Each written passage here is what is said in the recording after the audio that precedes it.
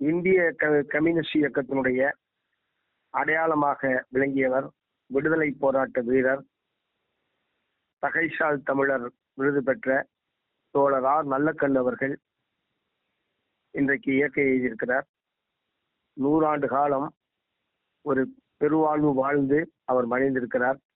வாழ்நாள் முழுவதும் உழைக்கும் மக்களுடைய முன்னேற்றத்திற்காகவும், தமிழகத்தினுடைய வளர்ச்சி, தமிழ்நாட்டினுடைய வளங்களை பாதுகாப்பது போன்றவற்றில் சமரசமற்ற போராட்டத்தை நடத்தியவர் தோழர் ஆர். நல்லக்கண்ணு அவர்கள்.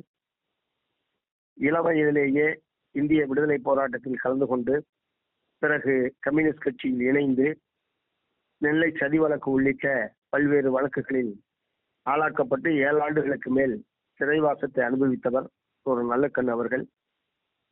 தமிழ்நாட்டுடைய விவசாயிகள், விவசாய தொழிலாளர்களுடைய நலனுக்காக நீண்ட காலம் அந்த சங்கங்களுடைய தலைவராக இருந்து மிகச் சிறப்பான முறையில் செயல்பட்டவர்.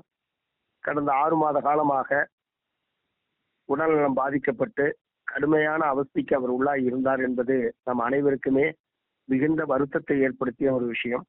மக்களுக்காக பாடுபட்டவர். தன்னுடைய இறுதி காலத்திலும் தன்னுடைய நோயோடு அவர் மிகப்பெரிய போராட்டத்தை நடத்தியிருக்கிறார். இன்றைக்கு அதிலிருந்து அவருக்கு விடுதலை கிடைத்திருக்கிறது. தோழர் நல்லக்கண்ணு அவர்கள் இடதுசாரியினுடைய ஒற்றுமைக்காகவும் இடதுசாரி கட்சிகள் வளர வேண்டும் என்கிற முறையிலேயும் இடைவிடாது பாடுபட்டவர். அவருடைய மறைவு என்பது இடதுசாரி சக்திகளுக்கு, குறிப்பாக தமிழக உழைப்பாளி மக்களுக்கு ஏற்பட்ட பேரிழப்பு. தோழருடைய மறைவிற்கு மார்க்சிஸ்ட் கம்யூனிஸ்ட் கட்சியின் சார்பில் எனது செவ்வணக்கத்தை தெரிவித்துக் கொள்கிறேன்.